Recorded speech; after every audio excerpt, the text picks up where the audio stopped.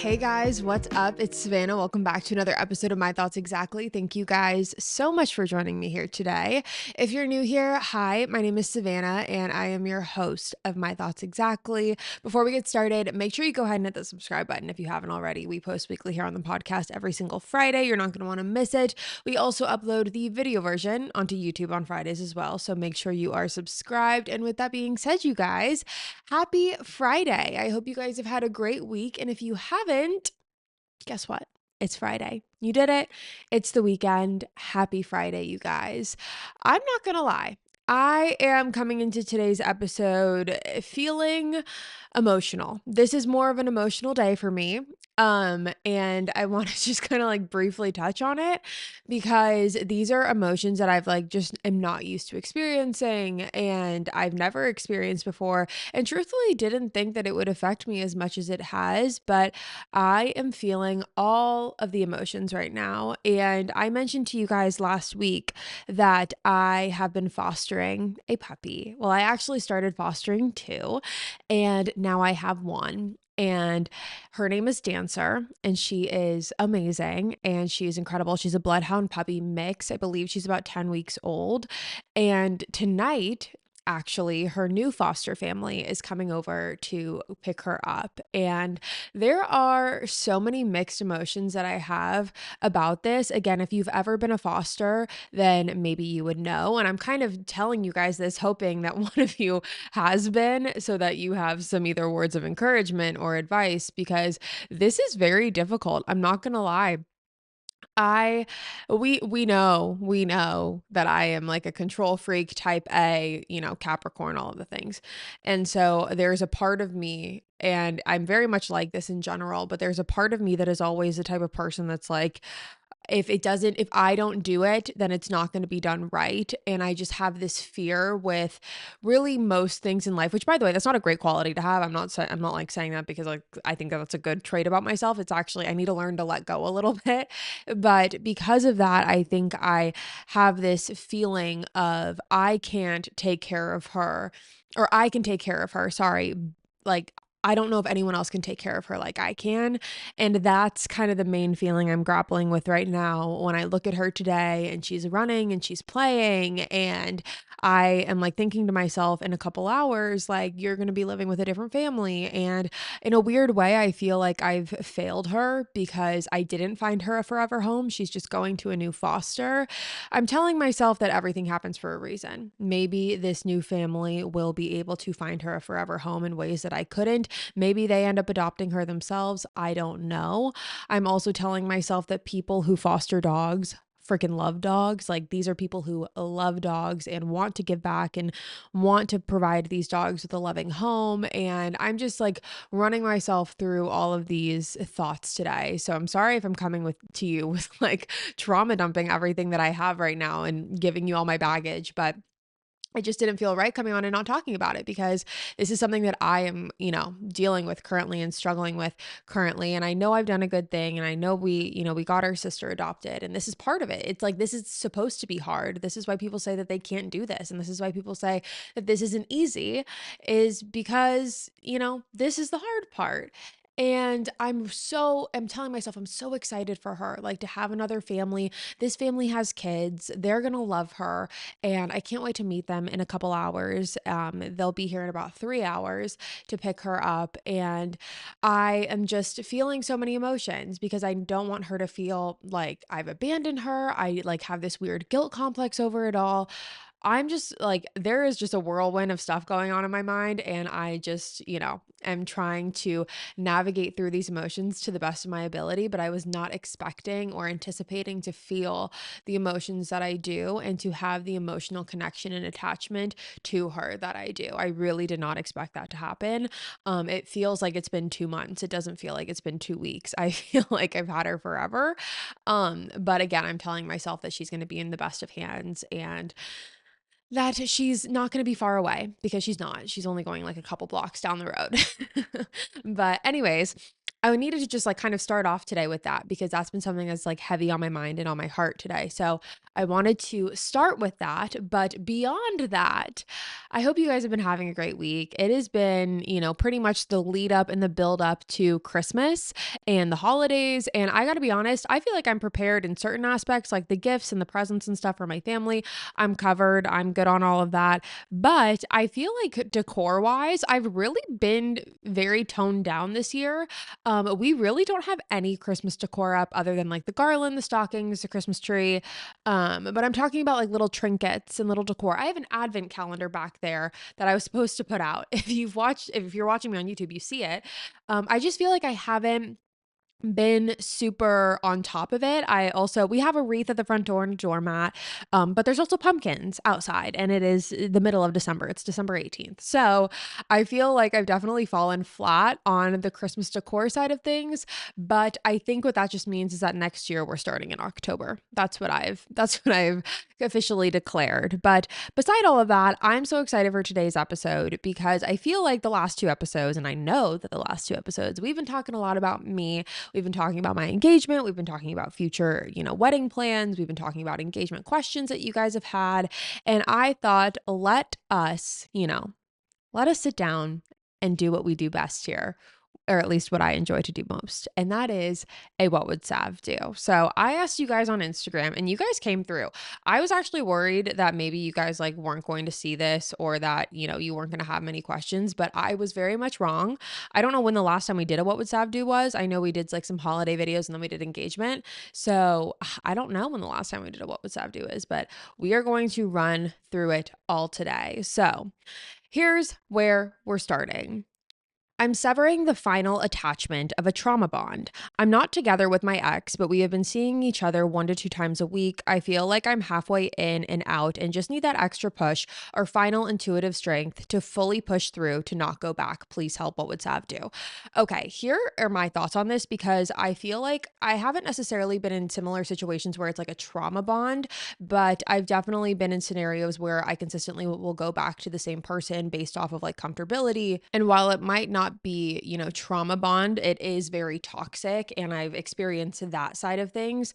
And what I can say about consistently going back or consistently seeing each other, and if you need that final push to be like, I, need to stop doing this and I cannot keep doing this to myself, is that you need to change your mindset into thinking that every time that you see this person, you're actually doing more of a disservice to yourself and you're actually hurting yourself more. I think we oftentimes use the excuse of like, oh, well, no one else gets me like they do, or no one else understands what we've been through like they do. But we need to switch that perspective because I do think that that's harming and it's damaging because what it's doing is excusing someone's behavior, excusing the toxicity of the situation because you're saying that no one else gets you like they do. But the reality of the fact is you're not giving anyone else the opportunity to get to know you. And there should be, something to be said about the fact that maybe no one else should know you, that version of you. That version of you, had gone through some shit. That version of you has dealt with a lot. And maybe it's time to close that door and close that chapter and enter into the new version of you, the evolved version of you that can go out and meet new people and experience new things. And I think that you need to remind yourself to honor yourself and to really choose yourself in those moments where you feel like you want to run back. Because again, there's that comfortability, there's that bond there.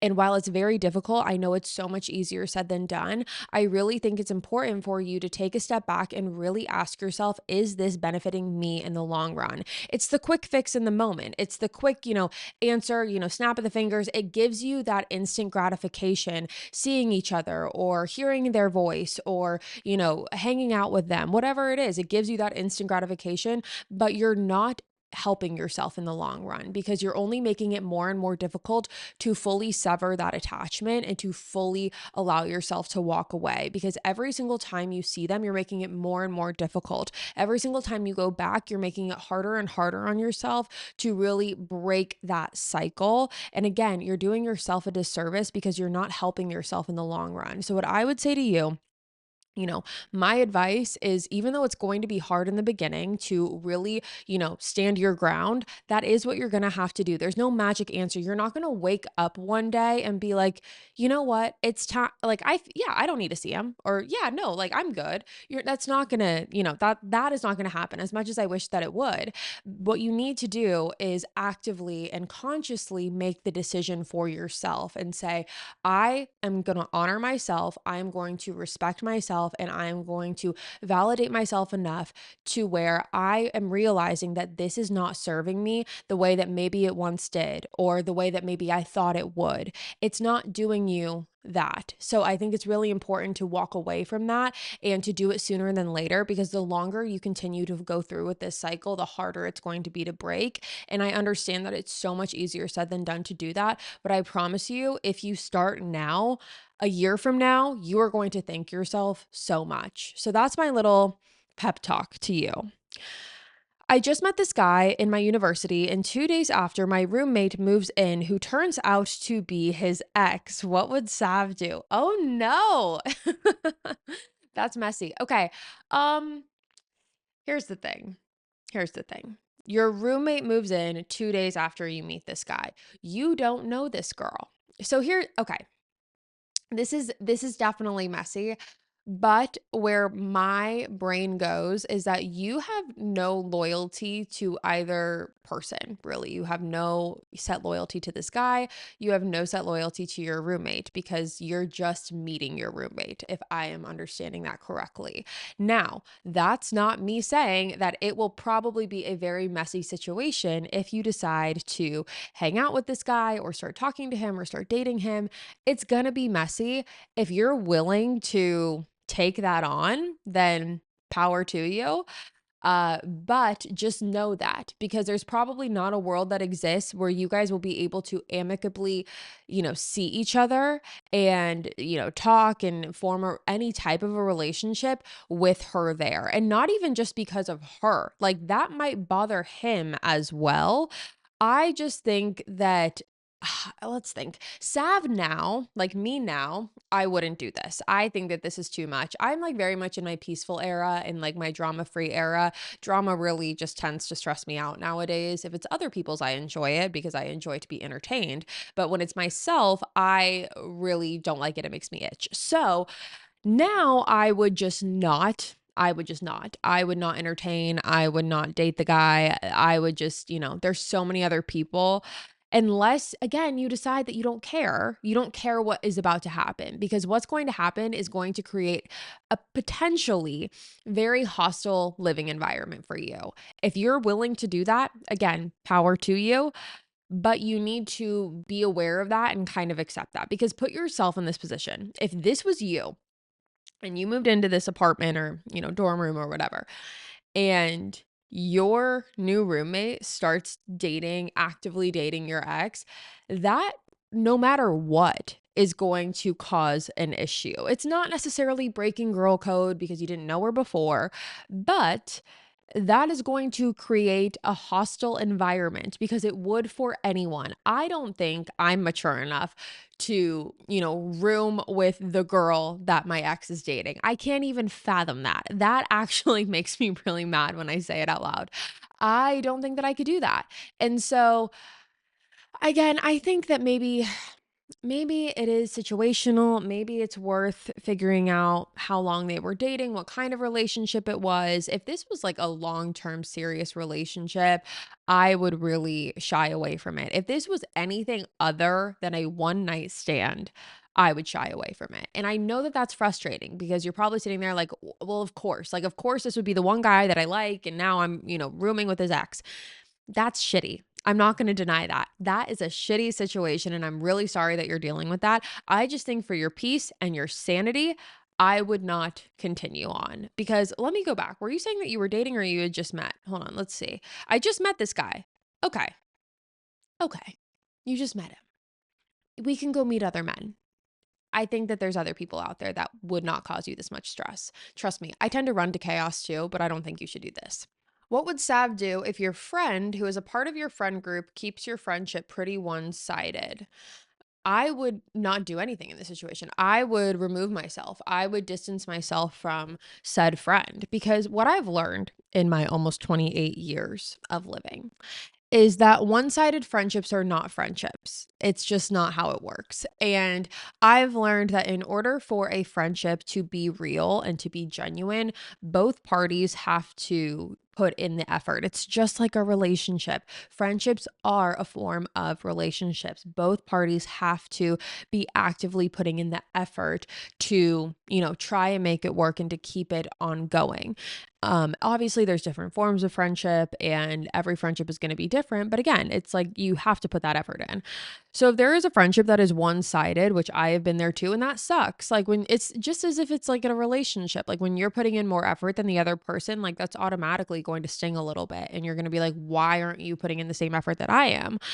I would say that if I were you, I would distance myself because I've been here before. And so I know that in distancing myself, one of two things happen. Either they don't care and they keep it moving. And if that's the case, then good riddance. I did myself a favor.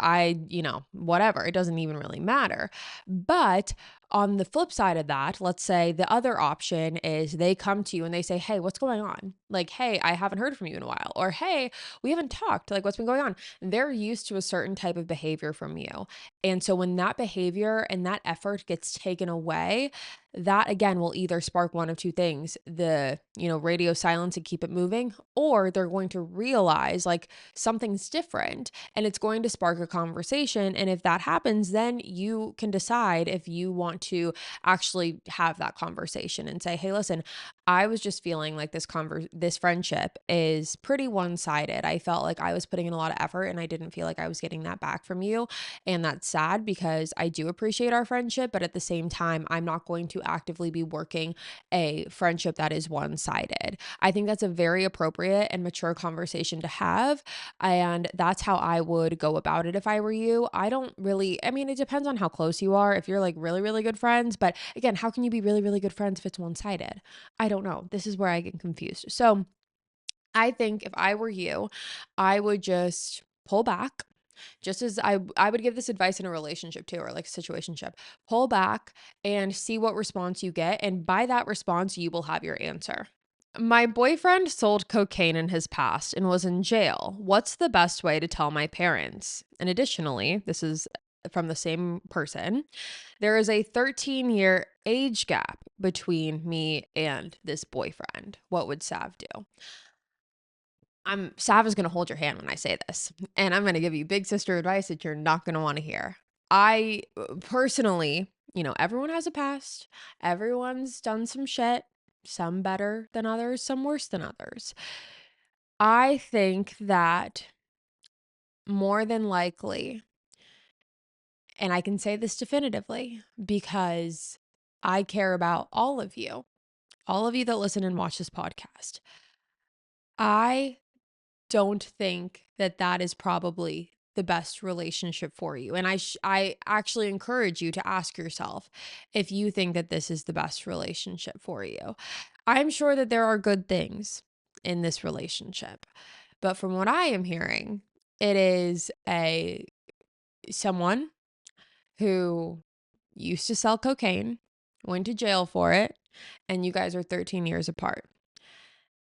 Those two things alone would make me see some red flags. I'm not going to tell you what to do in your relationship and how you choose to continue, but I would encourage you to ask yourself if you think that this is the best relationship for you to be in. With that being said, how do you tell your parents? Um, I guess the question is, do you have to? I don't know. Maybe you don't have to. Maybe you do. If you do have to, then I would just there's no way to get around that. There's no like making that sound better. So maybe you just tell them they're not going to be happy. There's probably like a 99.99999% chance that they're not going to be happy. And I say this with the most peace and love. Like, this is the big sister advice that like we're here for. And I'm just, being very honest with you. I would tell my best friend this as well. I don't know if this is the right situation for you to be in.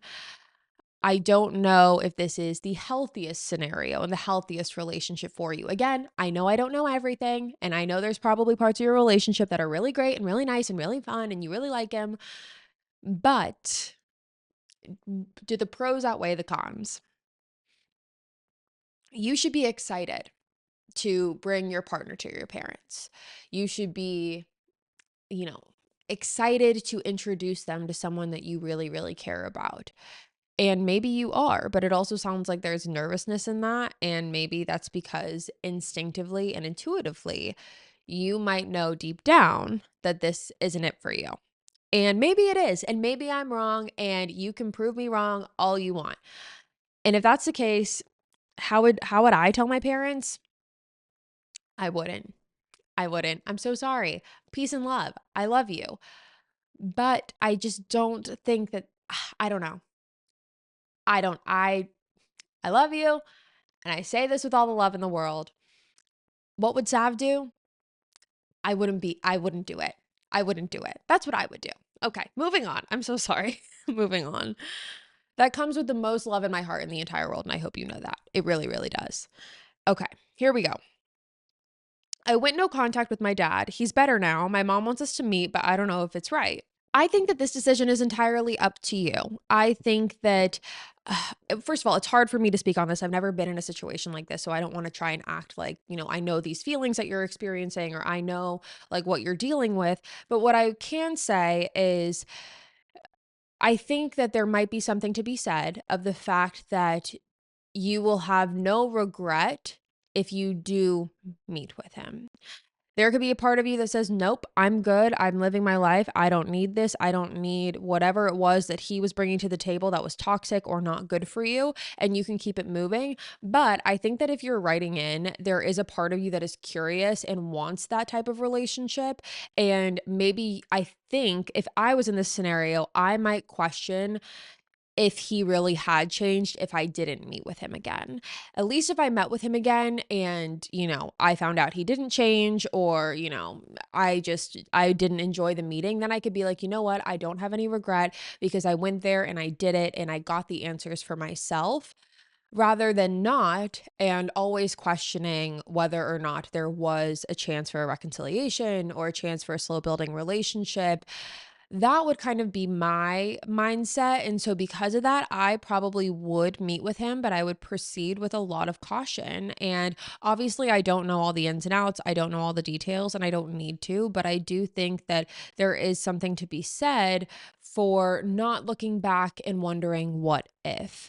I think that maybe it would bring you more peace of mind to have that meeting and to go through with that conversation with him to actually see for yourself and make the decision, because at that point the control is in your hands either way, whether you decide to do it or not. But at least at that point you don't have people chirping in your ear being like, he's changed, he's different, he's evolved, he's a better person. Like, at least at that point you can make the decision for yourself.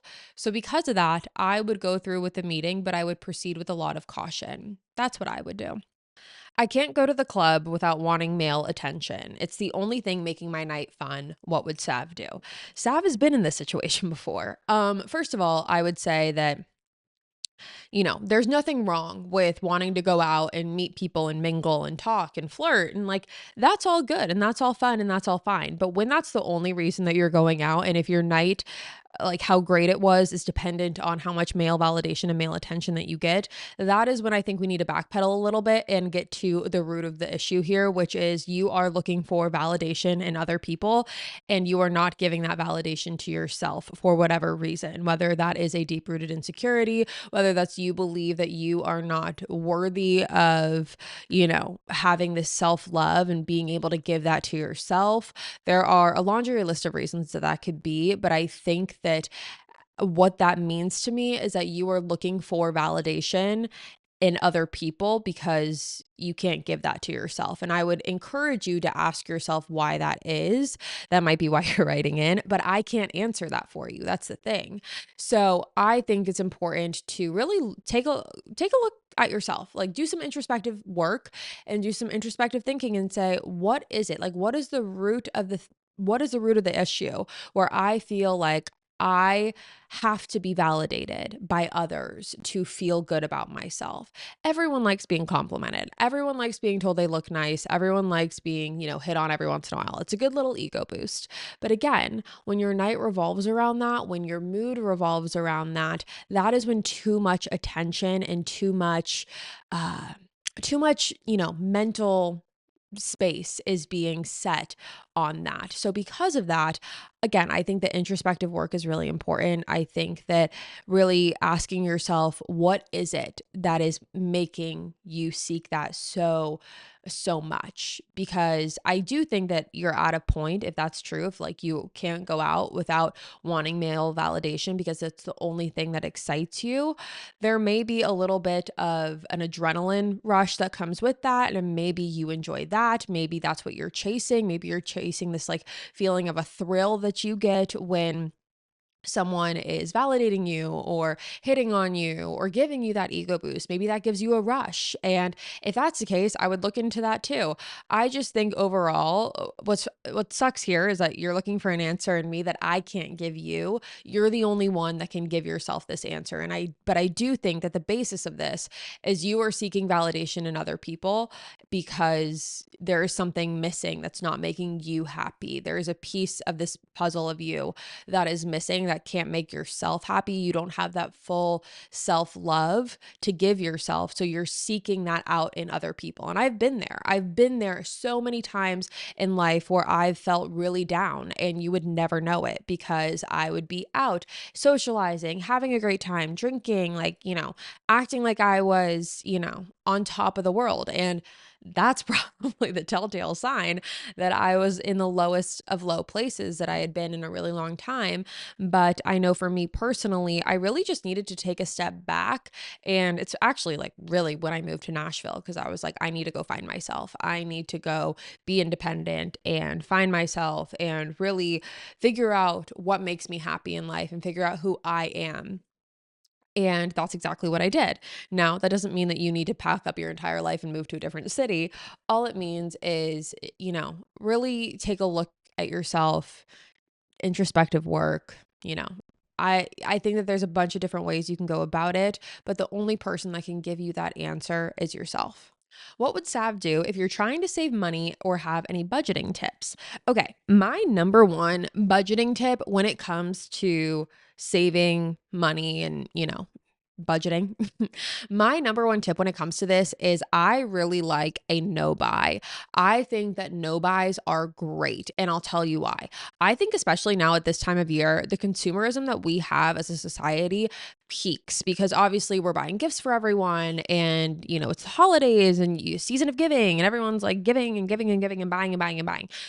I think that what's great about a no buy is it really shows you how and it proves to you how much we were over consuming or how much you were over consuming. If you don't know what a no buy is, it is basically where you go a certain period of time. You can set that time frame for yourself, but you go a certain period of time without buying anything other than the essentials that you need. So that would be, groceries, bills, like rent, utilities, things like that, gas.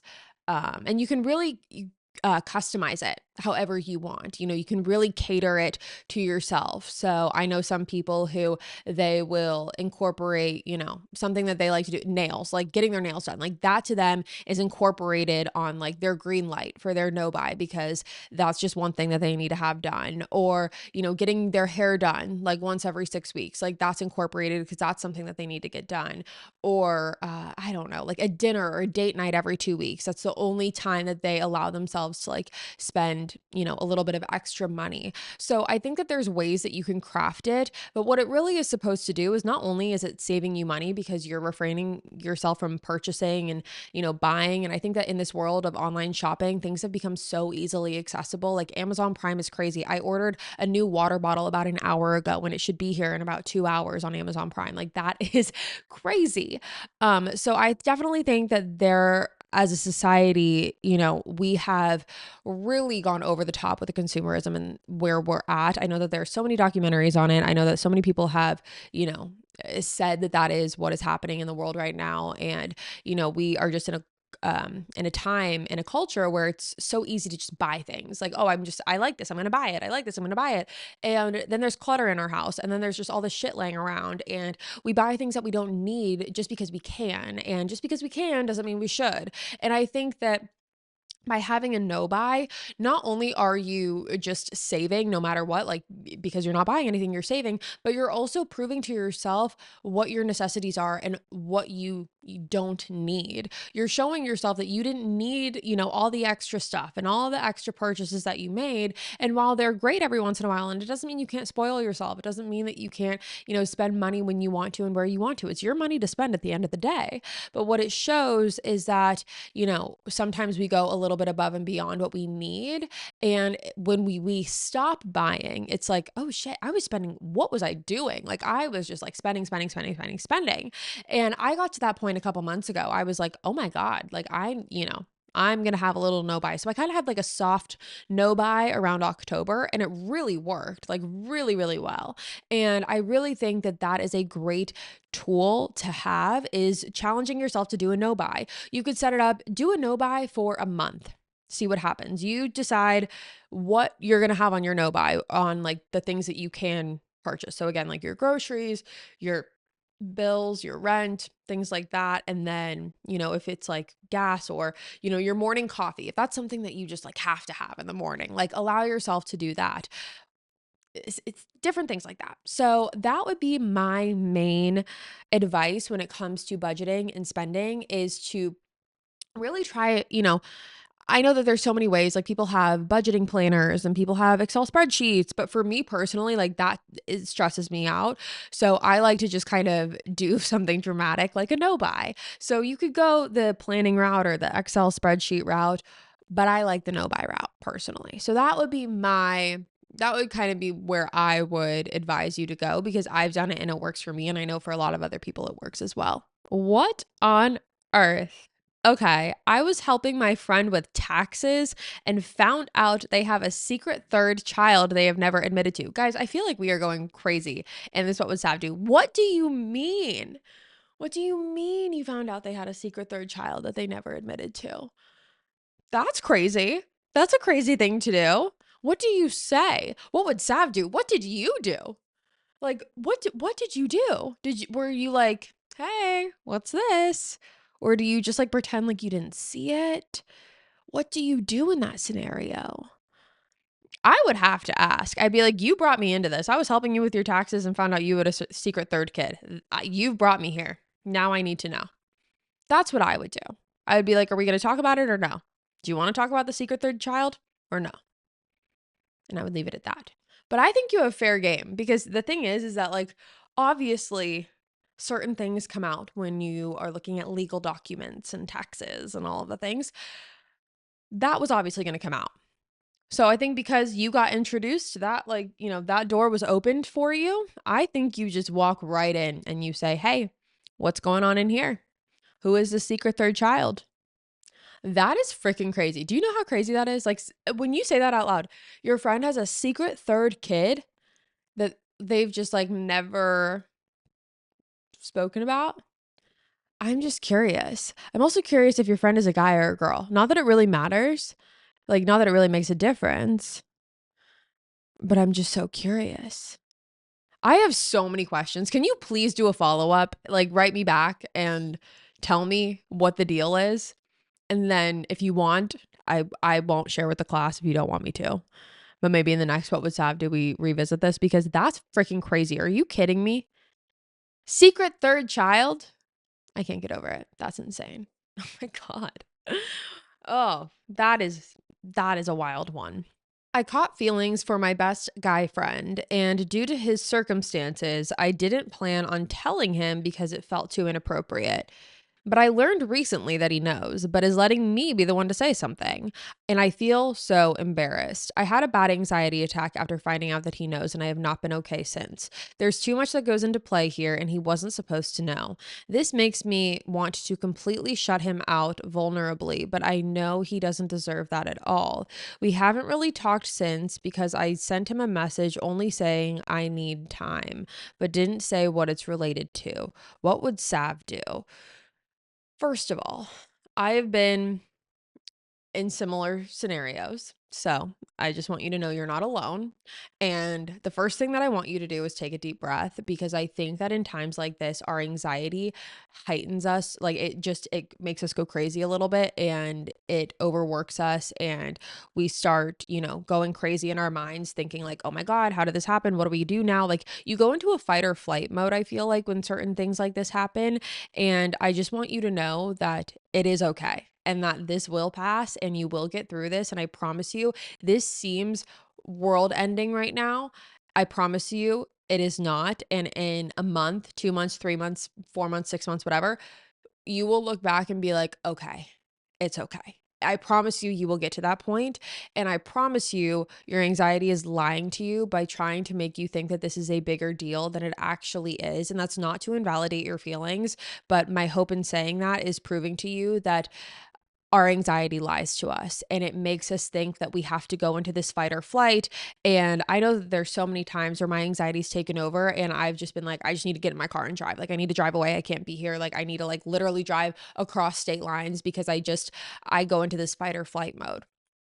What I would do pertaining to this, you did not say it, but when you say that due to his circumstances, I didn't tell him because I figured it was inappropriate, that to me seems like he's dating someone else. And here's the thing, it is okay that you have feelings. You having feelings is okay if he is dating someone else or even if he's not. Like, if that's what's happening and that's what you're worried about, it's okay that you have feelings. That is a natural human emotion that we do not have control over oftentimes. So do not worry about that. Do not think that you did something wrong or that you should be embarrassed in any way. Absolutely not. I think that what you need to remember is that this person, this guy is still, at the end of the day, this is still a good friend of yours. This is still someone who you care about. And I think whenever you're ready, having that conversation could be really, healing for you. And it could be really, a good thing to have if you go to him and just say, listen, over time, I caught feelings, and that's just kind of what it is. I know nothing's going to happen, and I don't really even want anything to happen because I know, just given your circumstance, like this isn't the right time for us, and who knows what the future will hold. But I just wish that, you were told this by me and not by someone else. Also, how did he find out? Did he find out because you told someone and then they told him? Because if so, cross that friend off the list. I would just encourage you to have a conversation with him that is vulnerable and open and honest, because if there is a friendship there, then you guys should be able to talk through this and just be like, listen, yeah, I have feelings and I wish I didn't. I wish the circumstances were different, but this is where I'm at and this is what it is. And I'm not telling you because I expect anything out of you. I'm not telling you because I want to have these, I want to explore or, act on these feelings. But clearly, you could just say, I wasn't going to tell you. I was just going to keep it moving because given your circumstance, I didn't think it was right to tell you. And say I just, this was not the way in which I wanted this to come out. But at the end of the day, I respect you. I respect your circumstance. And even though this is true and I, did develop feelings for you, I'm going to, be able to compartmentalize those and move on. And even if that means that we can't be as close as we once were, that's just going to have to be the reality of it, because I don't think that I would be doing any favors to myself by continuing to grow this friendship when I have these feelings already. I think that that is a very normal thing to say to someone and a very mature thing to say to someone. I think that what you do kind of have to accept is the fact that this is going to change the trajectory of your relationship. But at the end of the day, this was never a true friendship to be, not saying that it wasn't a true friendship, but the friendship shifted when you start developing feelings. That's just how it is. When you start having feelings for someone, the views on your friendship shift, and you know, subconsciously put them in a different box than you do your other friends. You put that person, the person you have feelings for, in a different category. And so I think that, you know, this friendship might not have been just a friendship for a while, even though he might not know that, or even though he maybe was not aware of that. I think that, I mean, I can't tell you what would be best for you, but I know myself, I probably couldn't continue hanging out with someone as a friend if I had those feelings, which is why I'm not telling you to just like stuff them down, say that the other person was lying, or saying that it's not true and keep it moving, because you'd be doing yourself a disservice at the end of the day. And I know that because I've been in the situation where I try and be friends with people that I have feelings for, and I try to just pretend that they're not there. And it's horrible. It's really, really, you know, not a fun situation to be in, because you have to pretend and you have to just, you know, go along with it. And oh, yeah, everything is fine. And that's not a position that you want to put yourself in. And it's not a position that anyone should be in. I think it's important to be true to yourself. And I don't think it's something to be embarrassed about at all. So that's what I would say to you. And just, you know, really show up to the conversation whenever you decide to have it, very open and honestly. And I think that that will help guide you through it. So that is my advice to you. Don't be embarrassed at all. This is not something that you should be embarrassed about. Okay, you guys, I have been talking for a long time. We are going to have to do a part two to this What Would Sav Do, because we have so many to go through. So we're going to part two this, and we are going to jump back into it next week. But so with that being said, that is going to be all for me today. Thank you so much for tuning into another episode of My Thoughts Exactly. Again, come back next week for part two, where we dive into everything else that you guys had to say. And yeah, make sure you go ahead and hit the subscribe button if you haven't already. I will be back next week with a brand new one for you guys. And until then, Merry Christmas, Happy Holidays. I hope you are with either yourself or people that you love. And I will see you next week. Love you guys. Bye.